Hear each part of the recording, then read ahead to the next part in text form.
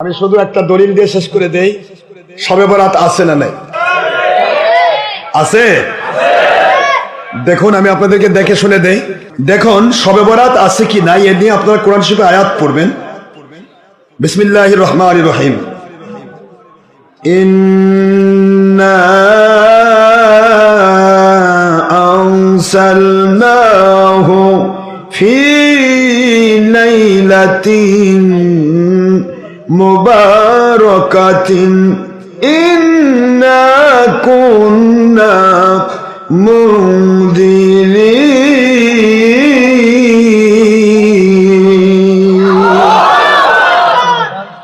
কোরআন শরীফের সূরা দুখান, আপনারা সূরা দুখান তো পড়েছেন 25 পারায় 3 নম্বর আয়াত শরীফ। আল্লাহ পাক বলেছেন, নিশ্চয়ই আমি কোরআন নাজিল করার ফায়সালা তাজবিজ সিদ্ধান্ত গ্রহণ করেছি লাইলাতুল মুবারাকা শবে বরাতের রাত্রিতে। একটু জোরে বলবেন না সুবহানাল্লাহ। কোরআন নাজিল করার ফায়সালা সিদ্ধান্ত গ্রহণ করেছেন কোন রাত্রে বাবারা? শবে বরাতের রাত্রিতে। আর ইন্না আনজালনাহু ফি লাইলাতিল কদর, আর কোরআন শরীফ দুনিয়ার নিকটতম আমার মালিক বলতেছেন যে আমি আল্লাহ পাক এট এ টাইমে লাউহে মাহফুজে আমি কোরআন নাজিল করেছি, পুরা কোরআনটা নাজিল করেছি এট এ টাইমে শবে কদরের রাত্রিতে।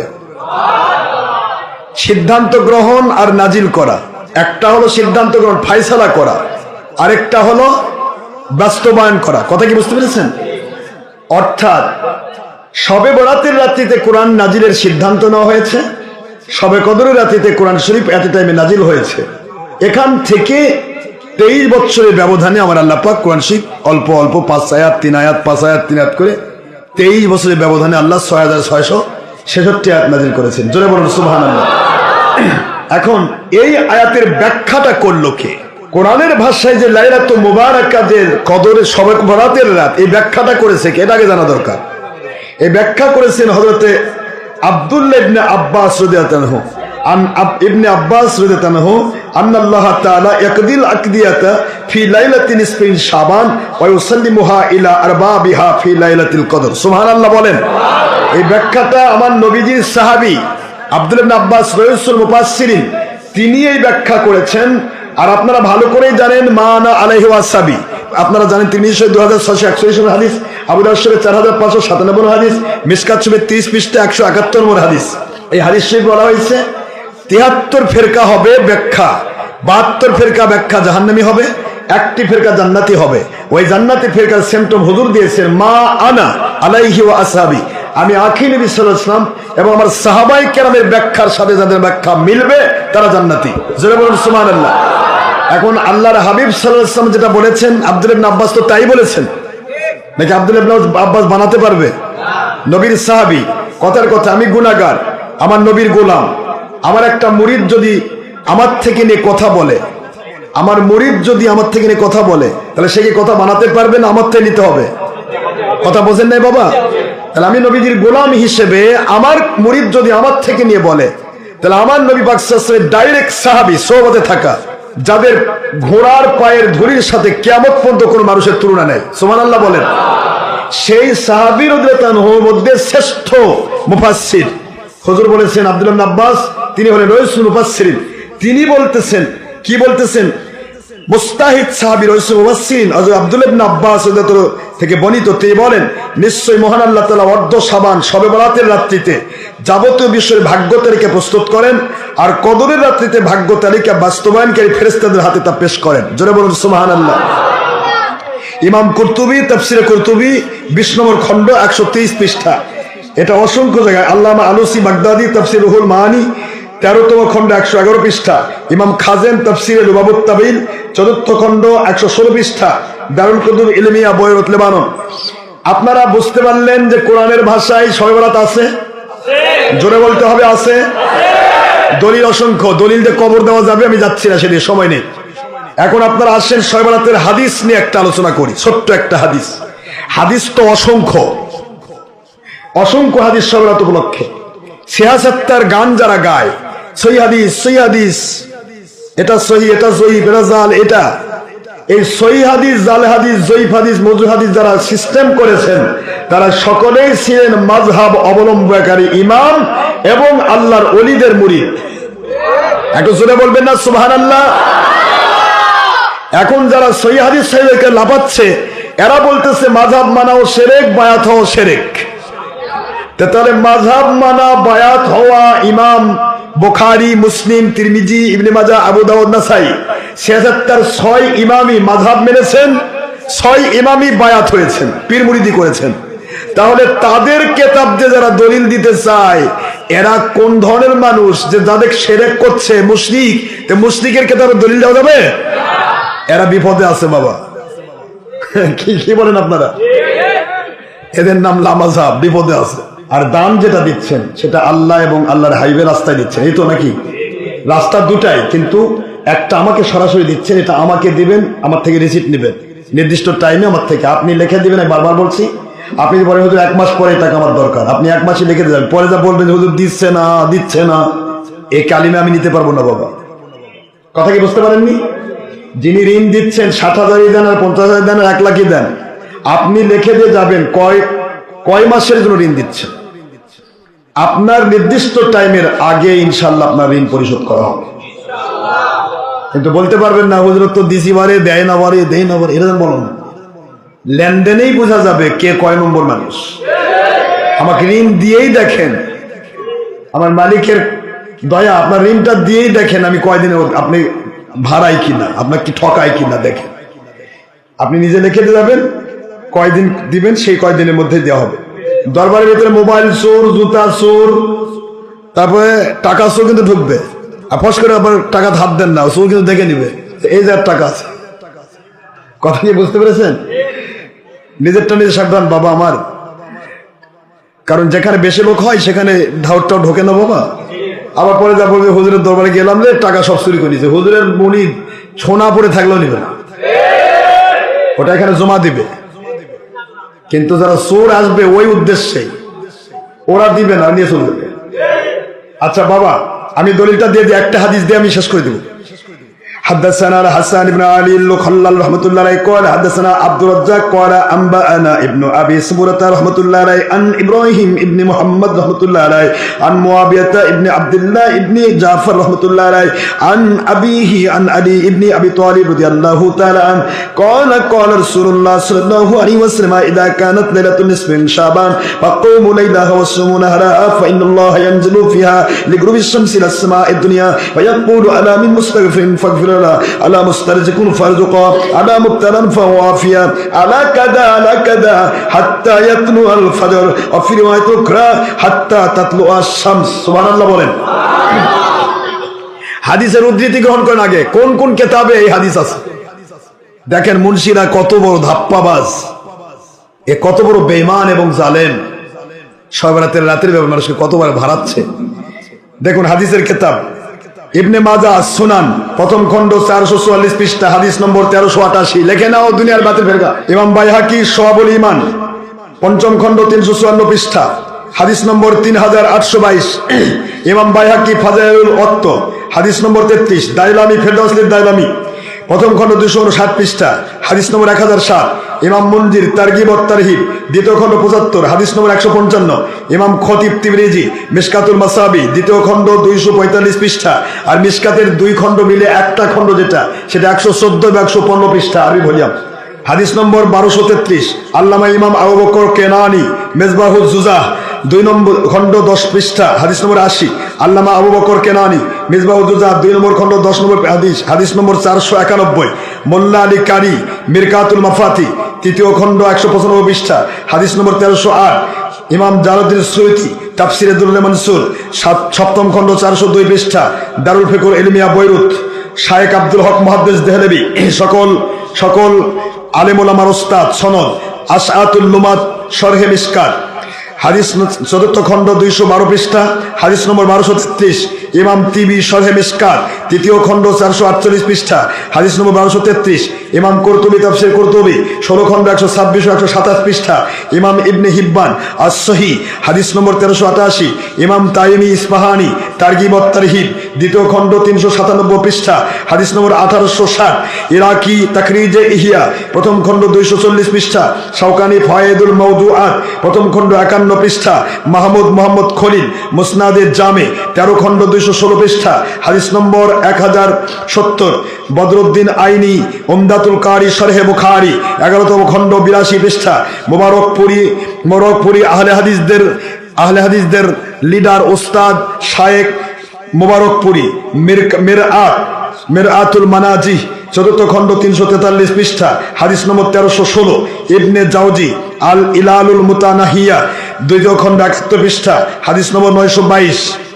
তাহের পাটনি তাজকিরাতুল মাওজুআত, প্রথম খণ্ড 45 পৃষ্ঠা, আব্দুল হাই লখনবী, প্রথম খণ্ড 81 পৃষ্ঠা, কাস্তালানি মাহেবে লাদুনিয়া, 3য় খণ্ড 300 পৃষ্ঠা, বুখারী সারে, 24 নম্বর জুলকানি শরহ মাওয়াহিব লাদুনিয়া, 10ম খণ্ড 561 পৃষ্ঠা, ইমাম রমলি ফতোয়া রমলি, 2য় খণ্ড 80 পৃষ্ঠা, ইবনে হাজার মক্কি ফতোয়া ফিকহিয়াতুল কুবরা, 2য় খণ্ড 80 পৃষ্ঠা, মুত্তাকি হিন্দি কানজুল উম্মাল, 12তম খণ্ড 314 পৃষ্ঠা, হাদিস নম্বর 35177 নম্বর হাদিস।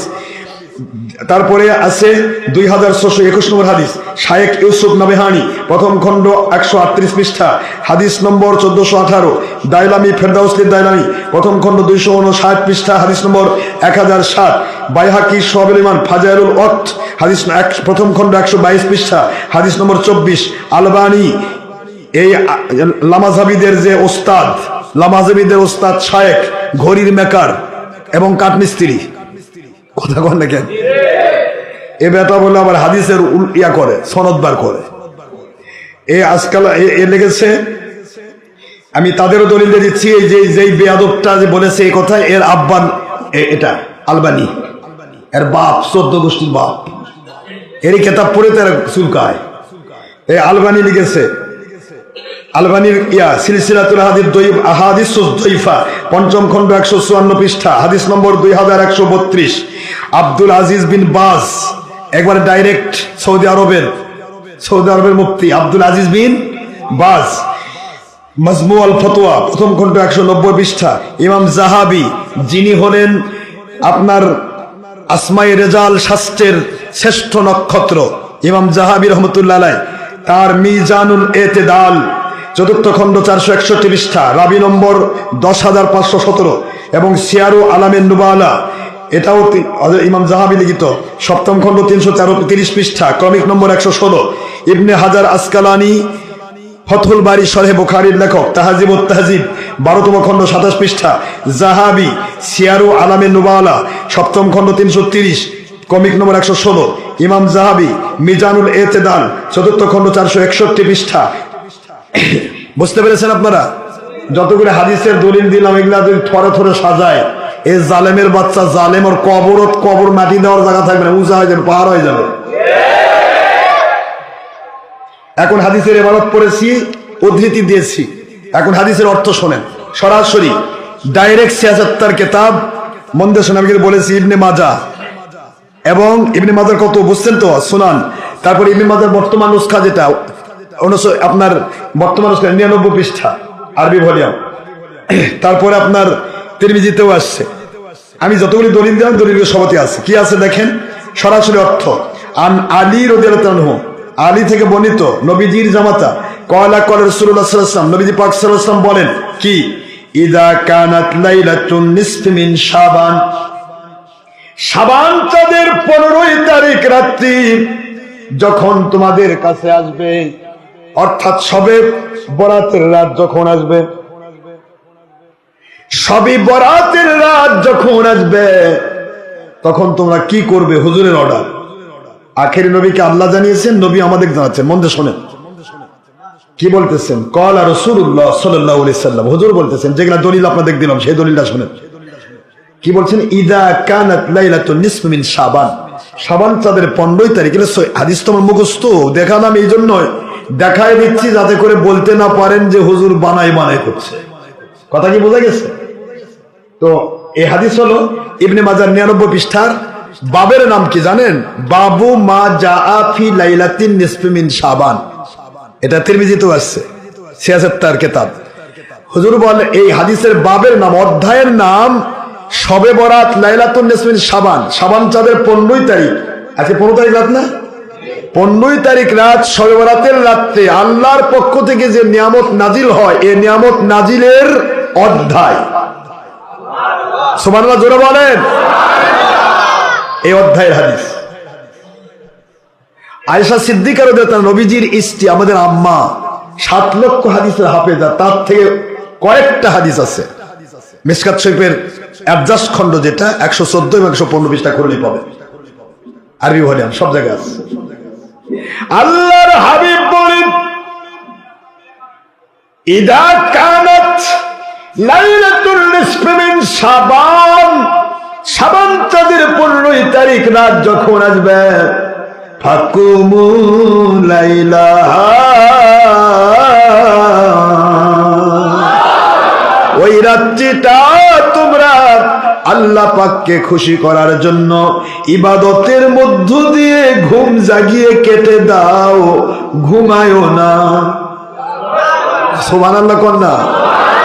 ঘুম মানে জাগরণ করা। কি করা? আমরা কি করতেছি? রাত্রি জাগরণ করো, রাত্রি জাগরণ করো, ঘুমায়ো না, রাত্রি জাগরণ করো। ওয়াসুমু নাহারাহা, দিনের বেলা তোমরা রোজা রাখো। আপনারা কাক মানবেন, নবিক নাকি সুরেক? ইমান সুর, ইমান সুর জালেম দেখ মানবেন? ফেসবুক ইউটিউব চোর মুন্সি জালেম মুন্সি দেখ মানবেন আপনারা? আল্লাহ বলেছেন আতিউল্লাহ, আল্লাহকে মানো, ওয়া আতিউর রাসূল, আখি রাসূলকে মানো, ওয়া উলিল আমরি মিনকুম, নবীজি পাক সাল্লাল্লাহু আলাইহি ওয়াসাল্লামকে মানার মতো যে ওলিরা মানে, সে ওলিদেরকে মানো। সূরা নিসা 7 নম্বর আয়াত, 4 নম্বর সূরা, 5 নম্বর পারা, মদিনাতুল আইন। আল্লাহর আইন হলো নবীকে মানো এবং ওলিল আমর আল্লাহর ওলিকে মানো। এখন বলেন তো, এই জালেম যে বললো এই কথা, এই জালেমের ওলিকে? শয়তান। বলে না কে ওলিকে? মাল্লাইসা লাহু শাইখ ফাশাইকু শাইতান। এরা শয়তানদেরকে লালন পালন করে, শয়তানকে কোলের মধ্যে নিয়ে লালন পালন করে। আল্লাহর বন্ধু বললেন সুমু নাহারাহা, অফি রিওয়ায়াতি উখরা ফি তিরমিজি সুমু লাইলাহা, সুমু ইয়াউমাহা, ইয়াউমুন আর নাহরুন একই জিনিস। দিনের বেলা তোমরা রোজা রাখো। কেন? প্রশ্ন করা লাগলো না, উত্তর হুজুর দিচ্ছেন। ফা ইন্নাল্লাহা, নিশ্চয় আল্লাহ পাক, ইয়ানজিলু ফিহা, নাজিল করেন এই রাতে, ইলা, নাজিল করেন মিন গুরুবিশ শামস, সূর্য ডোবা থেকে শুরু, আজকে রাতে সূর্য ডোবা থেকে শুরু করে, মিন গুরুবিশ শামস ইলা সামাইদ দুনিয়া, দুনিয়ার নিকটতম আসমানে রহমতে খাস নাজিল করে। আল্লাহ পাক ডাকতে থাকেন, নবী সাল্লাল্লাহু আলাইহি ওয়াসাল্লাম বলতেছেন আল্লাহ ডাকতে থাকেন, ফায়াকুলু, তিনি বলতে থাকেন, আলা মিন মুস্তাগফিরিন ফাগফির আলা, কেউ সরে, পুরুষ মহিলা, জিন ইনসান, গুনাহ করে করে জীবনটা বরবাদ করে দিয়েছো, নিরাশ হয়ে গেছো, মাপ পাবে না, আমার কাছে বিশেষ রাত্রিতে ক্ষমা চাও, আমি আল্লাহ তোমাদেরকে নবীর ওসিলায় ক্ষমা করে দেব। আল্লাহ ক্ষমা করে দিতে রাজি, সুবহানাল্লাহ বলে। এবার পরে হচ্ছেন আলা মিম মুস্তা, আলা মুস্তারজিকুম ফারযুক, এমন কেউ আছে যারা রিজিক প্রার্থী, ব্যবসায় বরকত হচ্ছে না, যাতে হাত দিচ্ছ, ভালো কাজ হচ্ছে না, অর্থ নাই, সম্পদ নাই, তোমাদের বিপদ চলছে, চাকরি নাই, বাকরি নাই, বেকারত্ব চলছে, চাকরি আছে, প্রমোশন নাই, তা দিয়ে তোমার বাড়ি চলে না, ব্যবসা করছো কিন্তু বরকত নাই। আল্লাহ বলেন এই রাত্রিতে আমার কাছে রিজিক চাও, আমি আল্লাহ তোমার নবীর ওসিলায় রিজিক নাজিল করব। আলা মুবতালান ফাওয়াফিয়া, এই রকমের যে কোনো সমস্যা, যে কোনো বিপদ, যে কোনো সমস্যা তোমার আছে, বিপদ আছে, মুসিবত আছে, রোগ ব্যাধি আছে, চাহিদা আছে, আমার কাছে আজকের রাত্রিতে তোমরা তুলে ধরো। আল্লাহ বলেন আমি তোমাদেরকে সকল চাহিদা মিটিয়ে বিপদ আপদ রোগ ব্যাধি মুক্তি দিয়ে দেব। আলা কাজা আলা কাজা হাত্তা ইয়াতলু আল ফজর। এইভাবে আল্লাহ পাক ফজর নামাজের উদয় পর্যন্ত, অফির ওয়াতিন উখরা তাতলু আশ-শামস, সূর্য উদয় হওয়া পর্যন্ত আল্লাহ ডাকতেই থাকেন বান্দাদেরকে। কে মুসলমানের বান্দাকে আল্লাহ ডাকতেছে, আর বান্দা নাকে তেল দিয়ে ঘুমাতে চায়, নিজে ঘুমেও শান্তি পায় না, অন্য কেউ ঘুমায় দিতে চায়। ইবাদতকে শয়তানির সাথে তুলনা করতেছে। আস্তাগফিরুল্লাহ। আপনারা দেখছিনে রাখেন, এদেরকে বয়কট করুন। বাংলাদেশ সরকারকে বলতেছে এই ধরনের শয়তানকে অতি তাড়াতাড়ি বিচারের আওতায় নিয়ে আসে, জিহাদের সওয়াব পাবে। তাহলে আপনারা কি বুঝলেন? সরকার আছে